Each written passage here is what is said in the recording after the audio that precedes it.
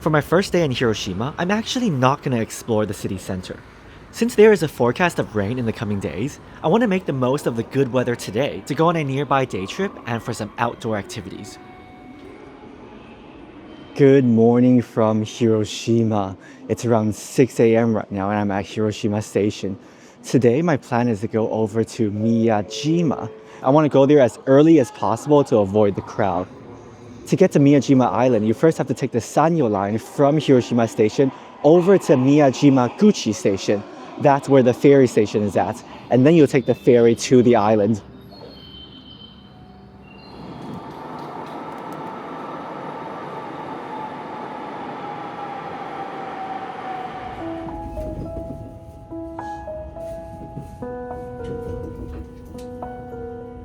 Please change to the JR West Miyajima Ferry at Miyajima-guchi.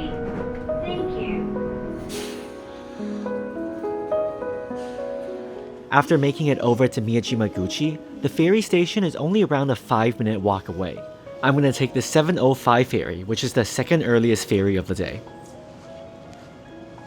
Looks like the ferry is here already, and you can see the sky slowly start to light up.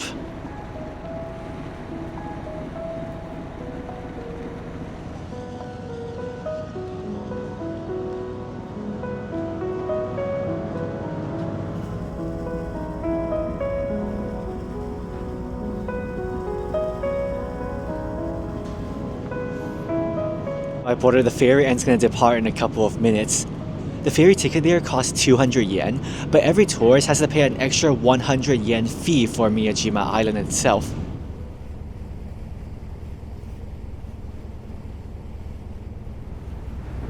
Welcome aboard the JR West Japan Miyajima Ferry.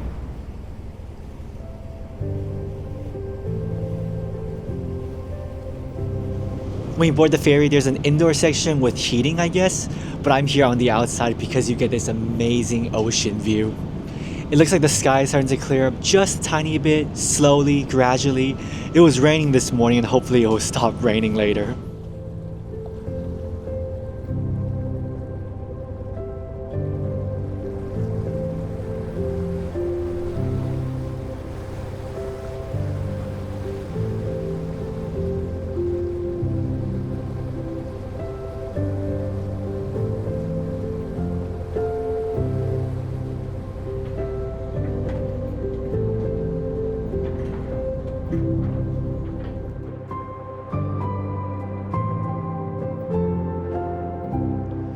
So, good morning from Miyajima. The first thing I'm going to do in Miyajima is of course head over to the shrine, to the famous red torii gate, before all the other tourists come. Miyajima really is very calm and peaceful in the morning.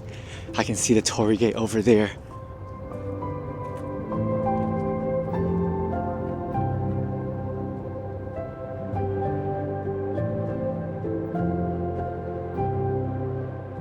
This torii gate is part of the Itsukushima Shrine, which is actually also the official name of this island. The more common name Miyajima literally just means Shrine Island.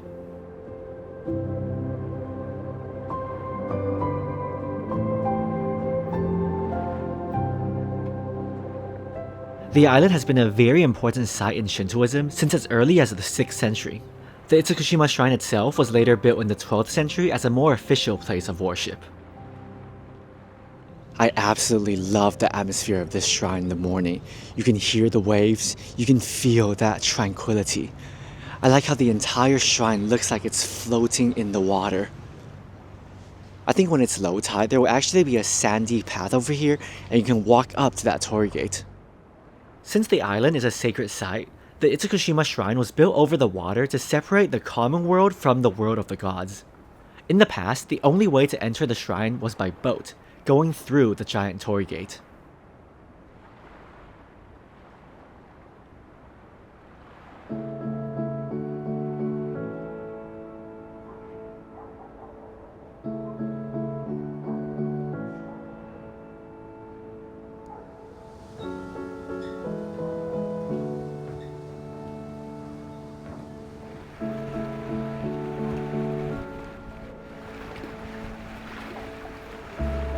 I feel like a place like Miyajima is a perfect example on why people should stop going to the most popular locations in Japan, the most popular cities, Kyoto, Osaka, Tokyo.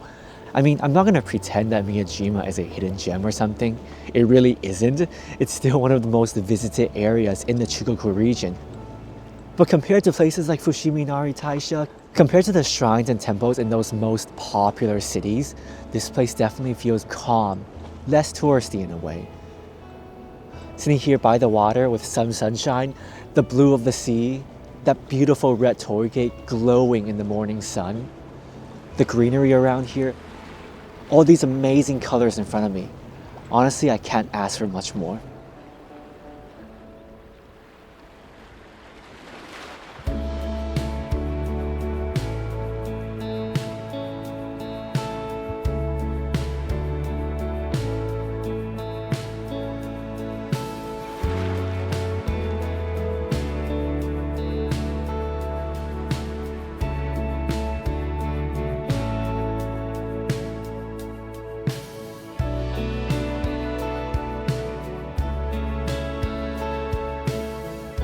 As with anywhere in Japan, my suggestion is to come as early as possible.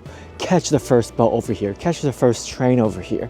Yes, it might be tiring, and I know that not everybody can wake up this early to visit a site, but your experience will be infinitely better without that many people around. Even if you're here just around 9 o'clock, all the school groups and tour groups will be here already. So just that 1 hour earlier makes a huge difference.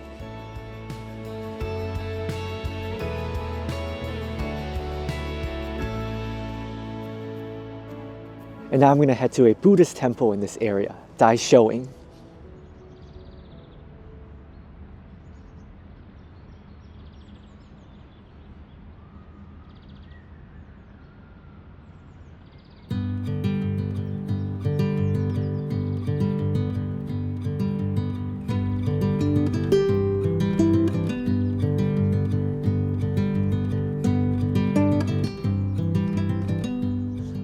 Other than the typical Buddha statues you'll see in any Buddhist temple, here in Daisho-in there are two other very unique statues you'll find around the entire complex: Jizo statues and Rakan statues. Rakan refers to a monk who is the disciple of Buddha. As you go up the hill, you will see hundreds of Rakan statues.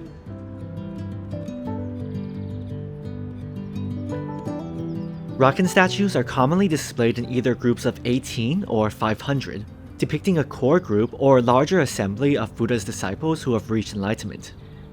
Here in Daisho-in, you will see the display of Yōhyaku Raken, 500 Raken. Each statue is completely unique in its posture and expression. They are not meant to have a perfect or elegant design, which represents the idea that the journey to enlightenment is diverse, and not everyone is taking the same path.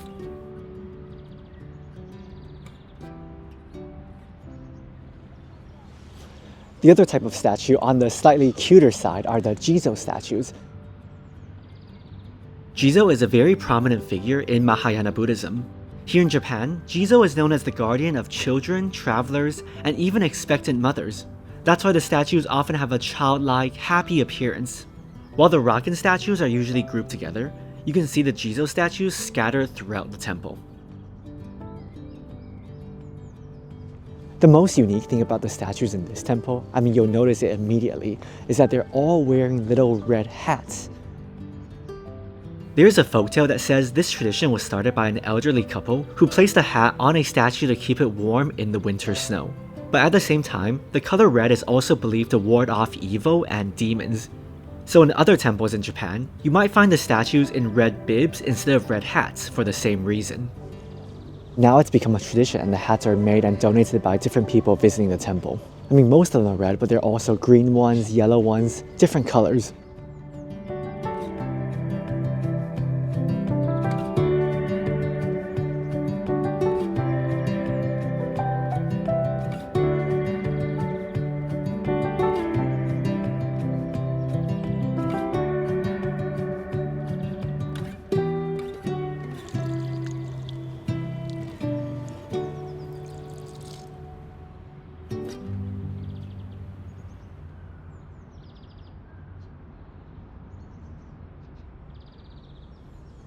Similar to Nara Park, Miyajima is also very famous for its deer. The deer in Nara Park are absolutely terrifying creatures. I don't know why people think they're polite or cute. The deers here on Miyajima Island, I think they're more chill, they're more relaxed. They're just minding their own business. I don't know why they're all crowded on this one staircase.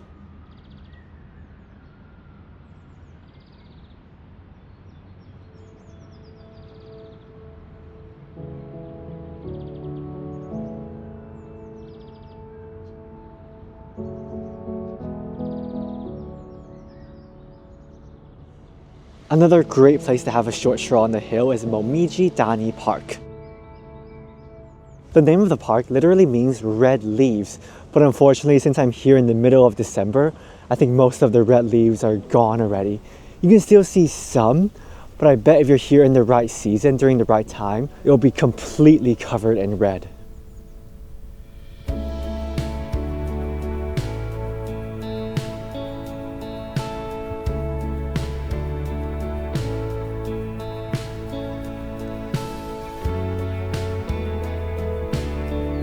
Other than going to see the Itsukushima Shrine, I barely did any research about Miyajima Island, so I didn't know this, but there is a ropeway that can bring you to the summit. The ropeway is not cheap, it's 2,000 yen, or you can hike 2.5 kilometers up to the summit yourself. I think I'm going to try and attempt that. I'm seeing many elderly people do it. If they can do it, why can't I? I do really enjoy hiking, so I'm going to try this, and at the end I'll let you know if it's worth it or not, or if you should just take the ropeway. Let's go.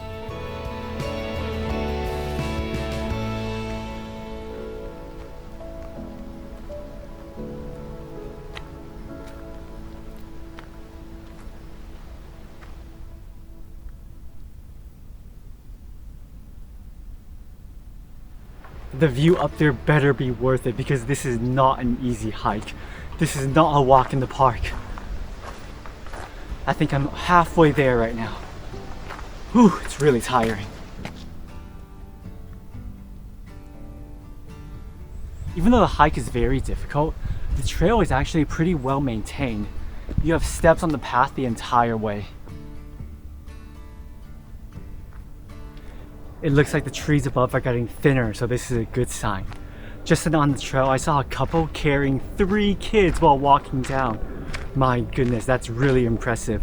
If they can carry 3 kids while doing this trail, what excuse do I have for not making it?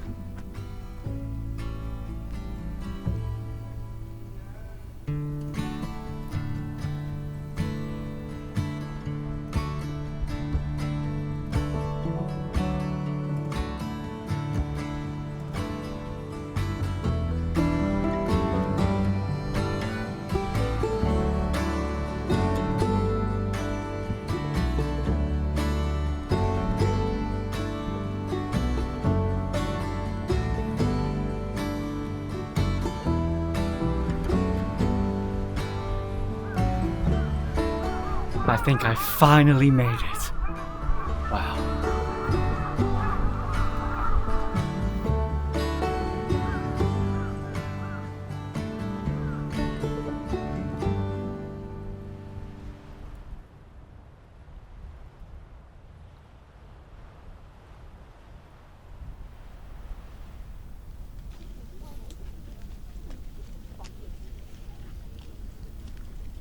I think it took me around 1 hour and 15 minutes to get up here.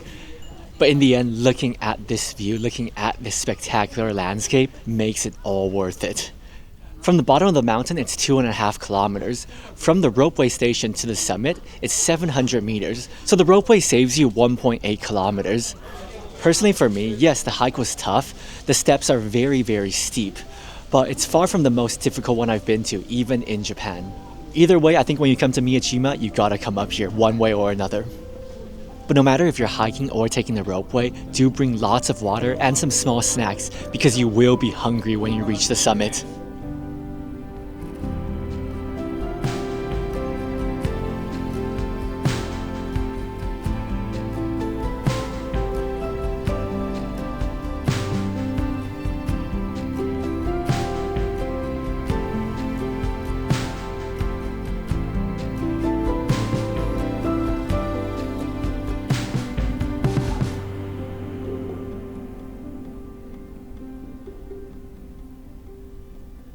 I'm going to try going a different route down the mountain. This one should end around the Daisho-in Temple I was just at earlier. I'm not sure which one is easier, but here goes.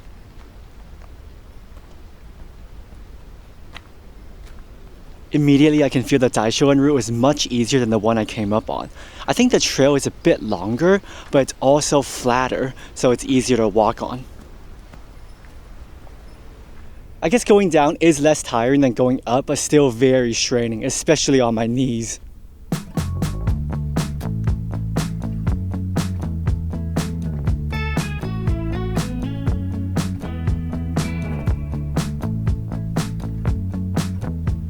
In a little bit less than 1 hour, I made my way down the mountain again. Oh, what a hike. I think the most important thing right now is to get something to drink, get something to eat.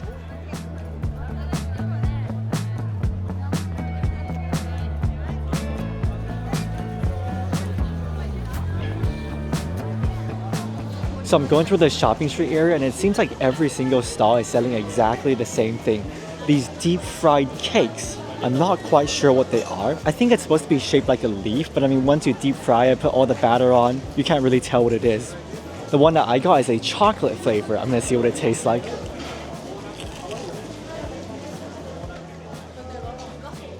It's very soft and spongy, a little bit custardy. It has that melted chocolate paste inside. And it just came out of the deep fryer, so it's piping hot, which is also good in its freezing temperature.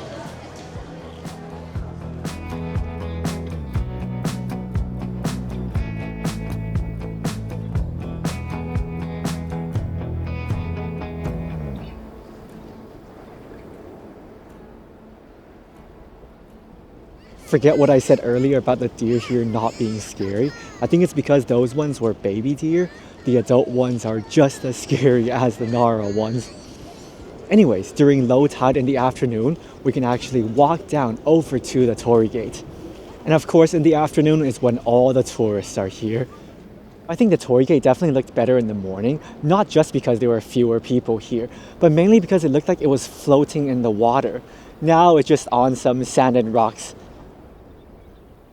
Top tip when taking photos right now, find yourself a little puddle, some water in front of you, and then put your camera as close to the water as possible, and you'll get a really cool reflection.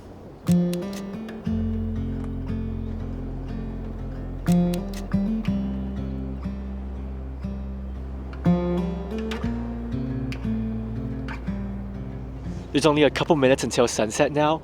At first I wanted to stay until it gets completely dark because I believe the torii gate actually lights up at night. But right now it's getting a little bit too cold with barely any sunlight. So I think I'm just gonna wait until sunset, see if there's any golden sky. If not, then I'll take the next ferry off the island.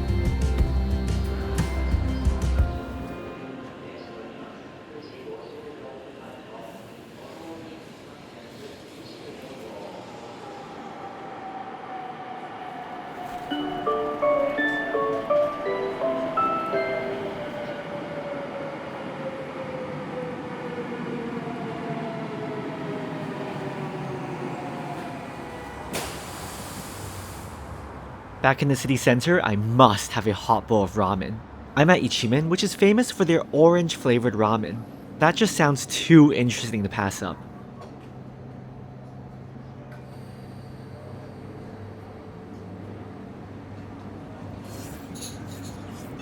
The broth definitely has a strong citrus flavor, but it's not overly sweet or anything like that.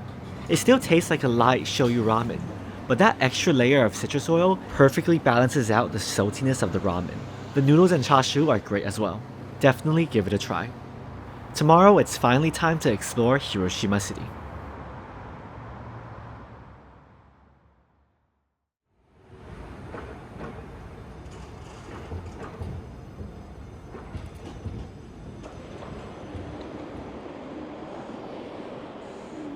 When we hear the name Hiroshima, of course, one thing immediately comes to mind. That day on August 6, 1945, the very first time the atomic bomb was ever used in warfare. So I think it's only fitting that for my first stop in the city, I come visit the Peace Memorial and the atomic bomb dome.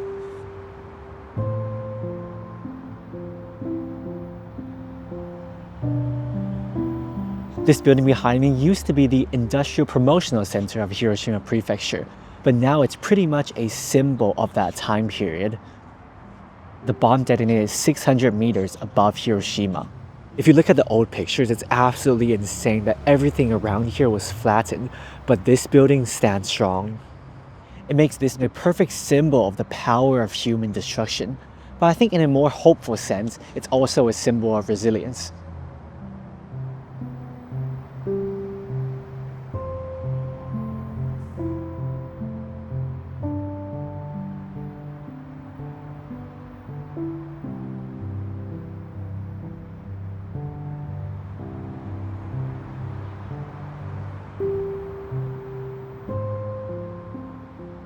Now I'm gonna go across the river to see the Peace Memorial and the museum.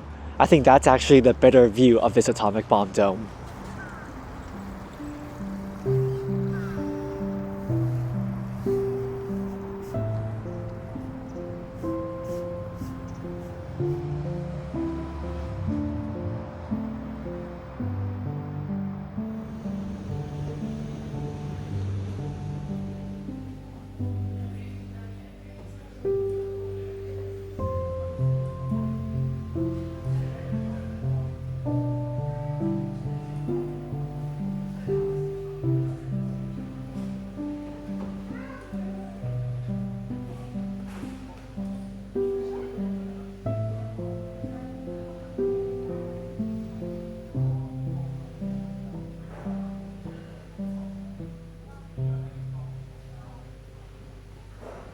That was without a doubt a very tough visit.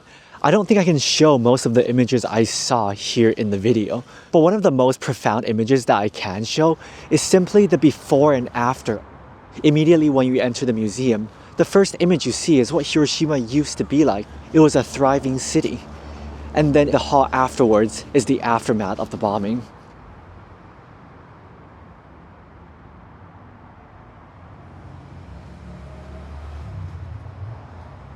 Even though I've been to Nagasaki before and I've seen similar images, it's still tough to look at every single time.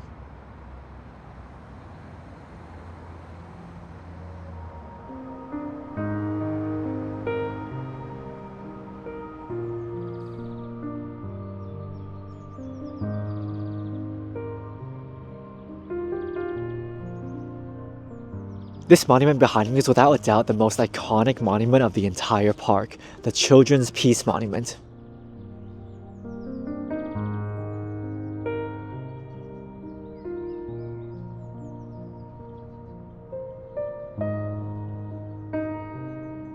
This monument was inspired by the famous story of Sadako Sasaki, a girl who developed leukemia after the bombing.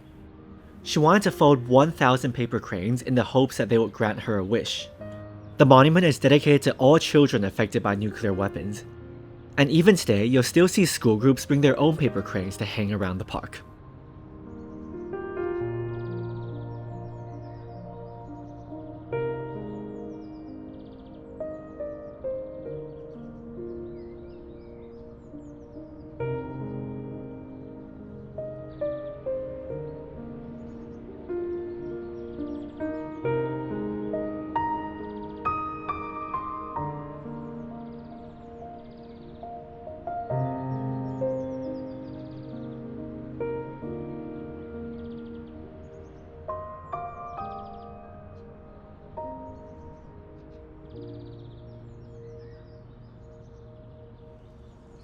As with all my travels, I collect postcards everywhere I go, and here at the Rest House Tourist Information Center is probably one of the best places in Hiroshima to get postcards.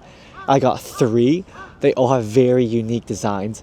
And apparently all of the postcards related to the Peace Memorial are made from recycled paper cranes. That's why other than the printed image, you get these colorful dots on the paper. I think it's a very meaningful postcard to get.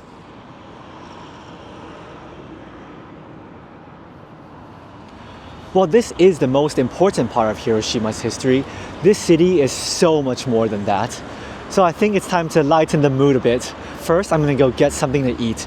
I'm gonna try something that's super famous, Hiroshima-style Okonomiyaki.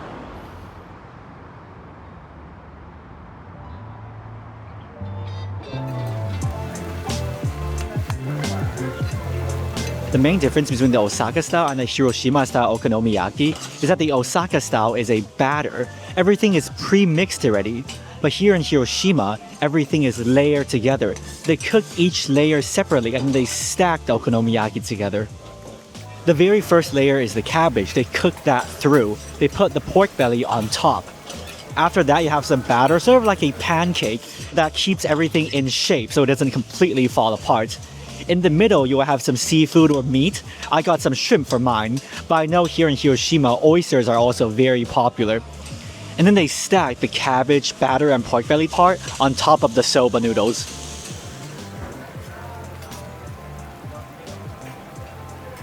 And at the very end, an egg to top it off.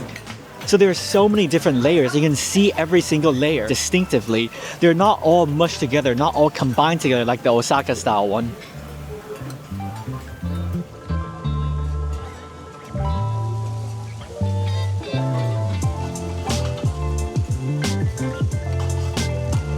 Just look at that cross section.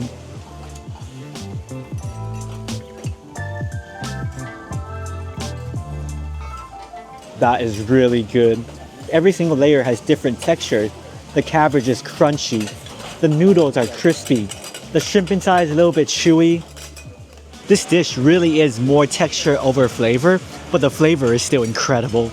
You have the rich savoriness of the sauce on top, and of course the mayo as well. Just a tiny bit. If I'll be honest, I'm not the biggest fan of Osaka-style okonomiyaki because it's sort of just mushed together. But here, it's more of a layered dish, literally and figuratively.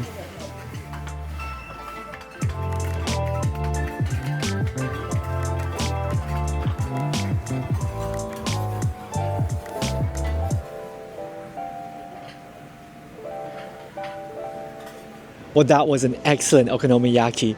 The Hiroshima version really surprised me. Highly, highly recommend. And it's right next to the Peace Park. So come here after you're done visiting that area.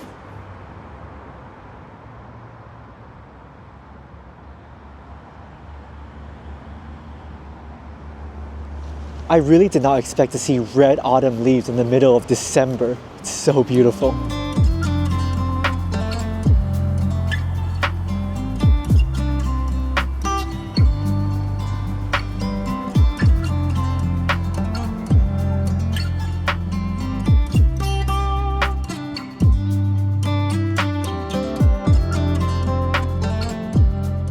This afternoon, I made my way over to the Hiroshima Castle grounds. The original Hiroshima Castle was built during the 1500s, but of course, since that structure was made entirely out of wood, during the bombings it was instantly destroyed. This area is also really close to the hypocenter.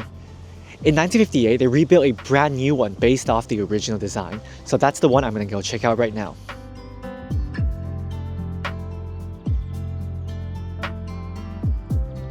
By the time you're watching this video, I'm pretty sure the castle will be closed down for renovation and you won't be allowed inside. I think you'll still be allowed outside in the garden region to look at the castle from afar. Since I am here while it's still open, I might as well show you what's inside, or rather what used to be inside by the time you're watching this.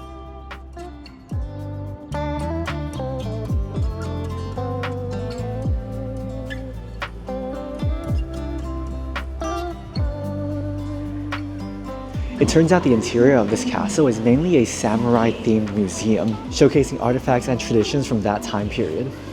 While there's some English explanations, most of the descriptions are still only in Japanese.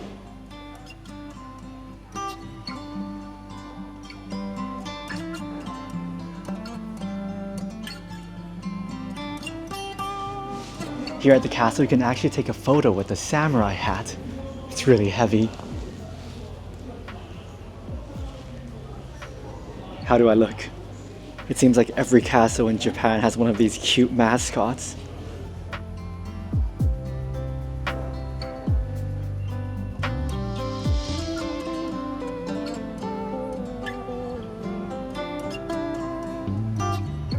I'm not sure if it's just my imagination, but standing on top of this castle, it kind of feels like the castle is shaking a bit. Maybe that's why it's going to be closed for renovation.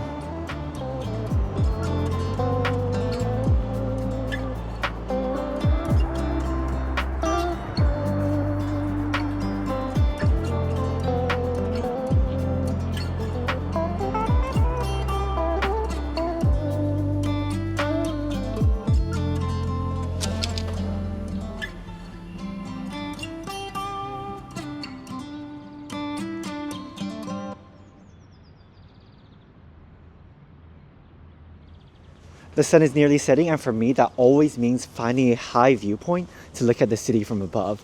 Obviously I already did that over at the Hiroshima Castle, but I can't stay there until sunset. As you can see, it's kind of cloudy right now, so I'm not sure if I can get a great view, but it's worth a shot. So tonight I'm heading to the Hijiyama Park. The park is very accessible. There's an escalator that will take you up the mountain, so no climbing required. This escalator was built to go up to the Contemporary Art Museum, but of course that museum is on the park. Yeah, I think by the looks of it, the chances of a sunset view is very slim, but I think I should still be able to get a good city view though.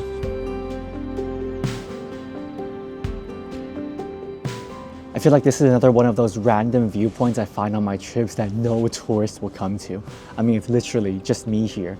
But I mean, the view is fantastic, as you can see. If there are fewer clouds in the sky, I think this will be a perfect spot for the sunset.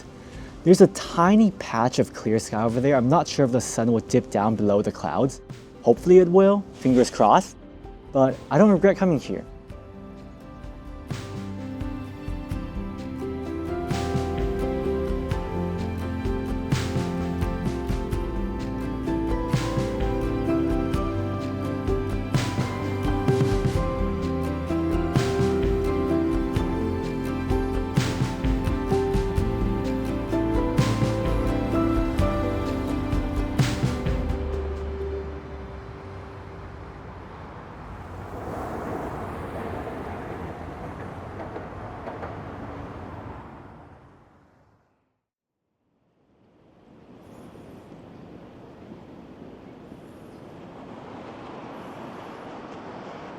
Today is my last day staying in the city area, and tomorrow I'm going to continue north on my Chugoku trip. Today I'm going to take it slightly easier, no more hiking.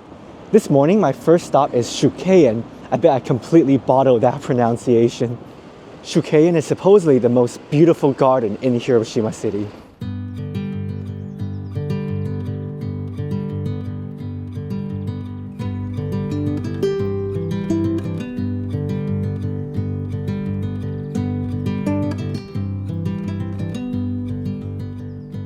The weather today is 100% clear blue sky.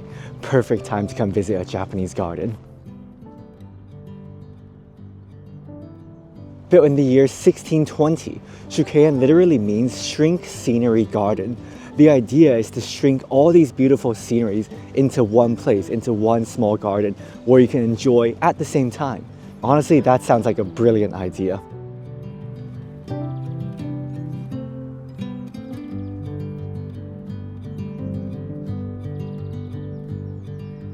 This "be careful" sign is very interesting.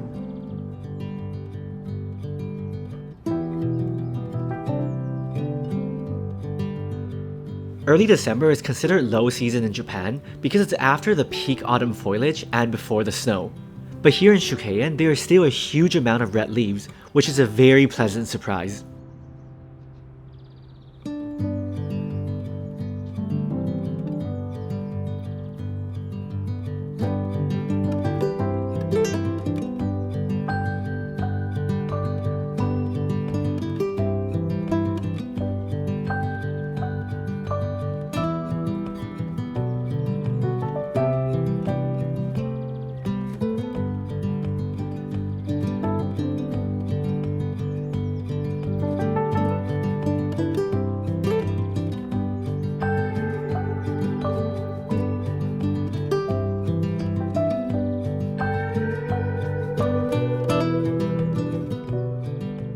Oh my goodness, this red doesn't even look real. I promise there's no color grading. I think this idea to shrink all the stunning Japanese sceneries into one garden really worked out well. I bet if you're here in cherry blossom season or peak autumn season, it will look even more spectacular. This garden turned out to be a lot bigger than I expected. Slowly walking around the entire garden can take over an hour because you really want to slow down and enjoy this nature. Enjoy every single little section of the garden.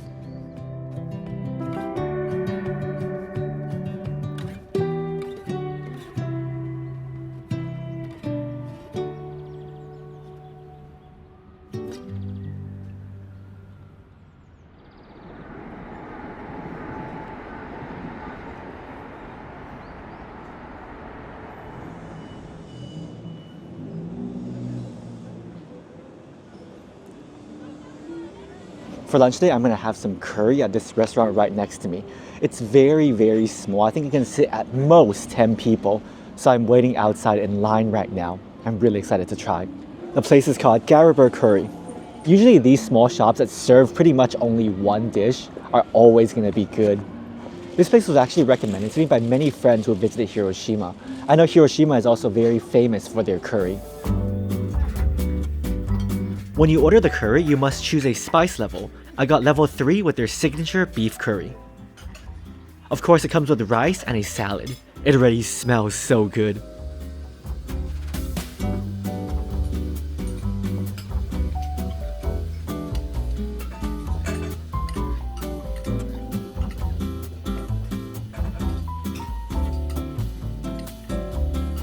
That is incredibly tasty. The consistency and texture are more similar to an Indian curry rather than the usual smooth Japanese curry you eat with katsu. But of course, it doesn't taste like an Indian curry. It still has that signature Japanese curry sweetness, and level 3 is not spicy at all. The beef flavor is very strong, and the meat itself is melt in your mouth tender. The saffron rice is also very flavorful. I am cleaning the plate here, it's absolutely delicious. Since this restaurant is so small, it's very loud inside. You're sitting right in front of the kitchen area, the cooking area, and all the guests are talking. So it is way too loud for me to vlog. That's why that entire section was voiceover. But yeah, that was extremely delicious.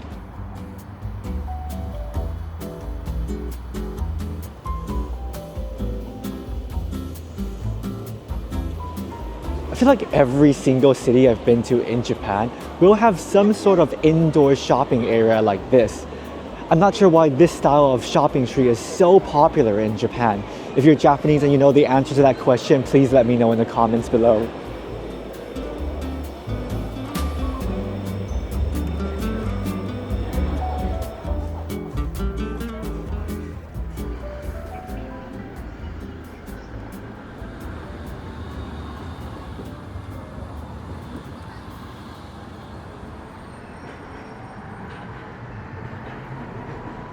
In the afternoon, I went back to my hotel for a very short rest, and now in the evening, I'm back at the river to watch the sunset on Hiroshima City. The riverside was gorgeous the first morning I came here, but now during golden hour, it's even more beautiful. Hiroshima might not have the most breathtaking skyline, but here it's beautiful in a calming and simple way. The whole city just makes you feel relaxed.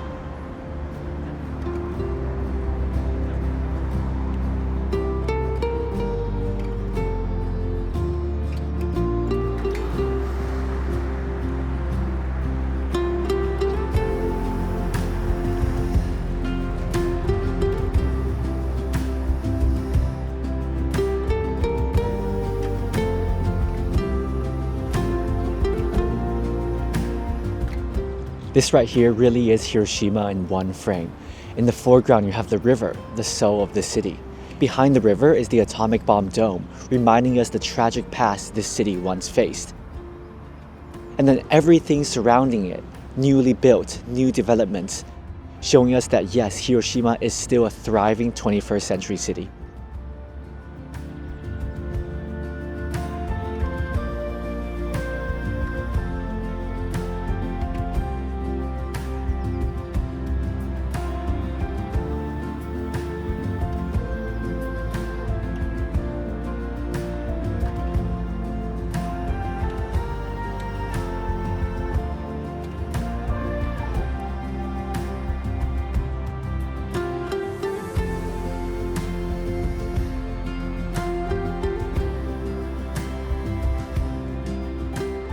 So in the end, I think sitting at the Peace Park is a fitting way to end my trip here in Hiroshima.